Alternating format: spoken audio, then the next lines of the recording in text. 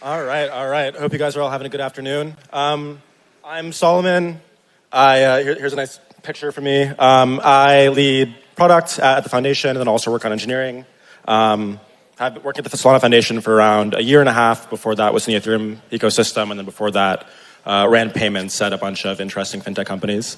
But today I'm going to talk about the state of Solana. This is really Ethereum focused. We're at DevCon. So I'm kind of just start to talk about Solana one-on-one, sort of explain some of the nuances about the programming models, like all the new state of the world, and then talk more about how to build really interesting consumer products on Solana using a lot of the new primitives that we're building. So some key facts here. We have around 4,000 nodes globally distributed around the world. Accumulates non-voting validators, voting validators, and RPCs that participate in Gossip. 40 million plus daily transactions, 4 billion in daily on-chain volume, and pretty low median fees. Fast confirmation time, so you get a supermajority of consensus voting on your transaction and actually getting it confirmed in a second or two. And then 0 to 2% slot latency.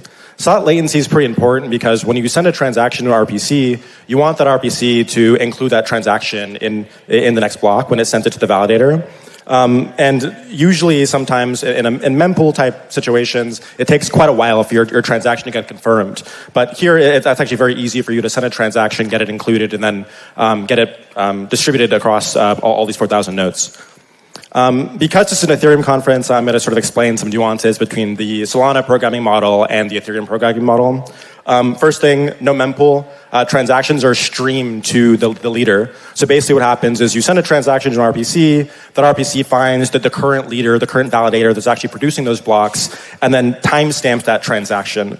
So Solana takes advantage of this very interesting cryptographic primitive called proof of history, which is a recursive SHA-256 hash function that basically passes time. So you know that it takes the average CPU like 3 microseconds to do a SHA-256 hash, and you keep recursively hashing new input data over and over again until you hit around 400 milliseconds. So Solana slots are 400 milliseconds, and on average you get 1 block per slot.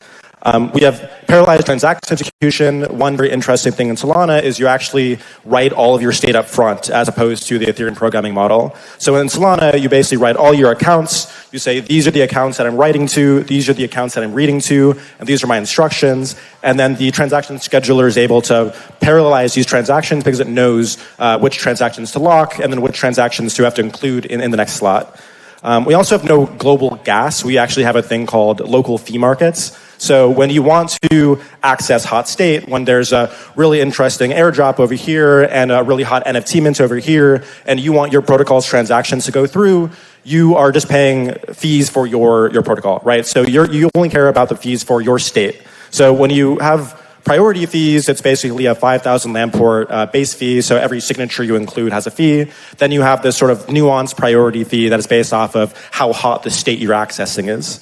Programs are stateless, so the one thing here is compute and data are separate as opposed to the Ethereum model where you have a big hash map for your protocol. So programs own accounts, users have accounts, tokens are accounts, everything on Solana is an account. And so that means that we can have these like factory contracts where you don't have to have multiple types of ERC20 instances or interfaces.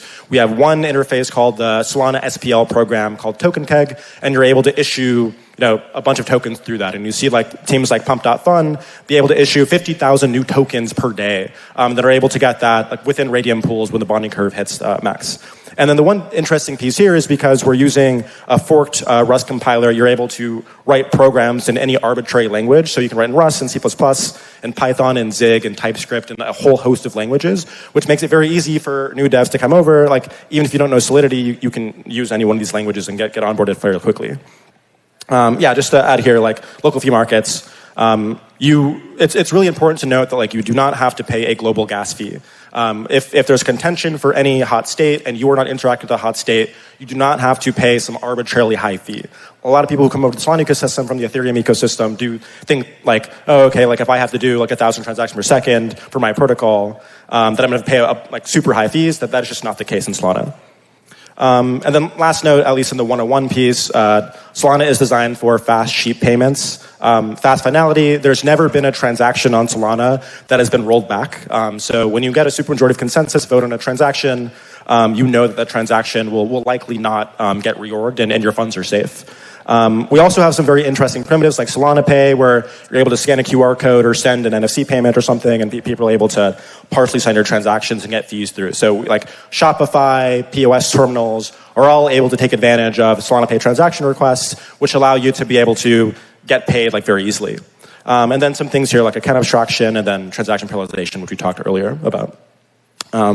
And so one really interesting thing here is there's a lot of teams, at least in the Ethereum ecosystems, who want to mass produce NFTs. They want to issue millions of NFTs for very, very low fees. In Solana, we take advantage of this thing called state compression, where we're able to issue millions of NFTs that are composable for very, very low costs. So today, I think we've had around 600 million NFTs issued since the beginning of these token programs. And you can see here, like, it's actually very cheap to issue a bunch. So $1,000 just for a million NFTs, and these are able to compose with on-chain transactions. But that's not enough, right? Like, okay, you have the Solana 101, and now you're saying, okay, like, I want to build a net new consumer product in Solana. I want to add Solana support. I want to migrate over. Let's talk about the interesting products that you actually need to support. One thing is NFT compression that I just touched on earlier. If you want to issue millions of NFTs in Solana, it is very, very cheap to do so. You can mass migrate NFTs, you can create net new NFTs, you can map your token metadata to Arweave or Iris or whatever arbitrary data store you want, but it is very, very cheap to do this. And we take advantage of this thing called concurrent Merkle trees, which is your NFTs are actually leafs in a Merkle tree that live off-chain in the Solana ledger, and the roots themselves are verifiable and accessible on-chain. So as long as you have access to the ledger, you can recompute the state transitions and actually create all of the balance differences. And so a large majority of NFTs are actually issued through this compressed model, and they are composable. You're able to interact with other programs on chain, and you're also able to get full verifiability because these roots are on chain and you have all the data. So as opposed to the data living on a validator in the current hot account state, the data actually lives in the Solana ledger. So as long as you have access to the Solana ledger, you can recompute all of the state transitions. The next thing we have is called account compression. So this is a very new primitive that was launched at our conference called Breakpoint like a couple months ago, built by the Light Protocol team, who's the top ZK team in Solana, and Helios, which is one of the top RPCs in Solana. And so the key piece here to bank on the account compression piece is compute is cheap on Solana, compute is cheap on most L1s, but storage is really expensive, right? Because you have to replicate that storage across every validator or every full node across the ecosystem. And you have to store that in RAM disk, and RAM is pretty expensive, and so nobody wants to do that to get high-performant nodes.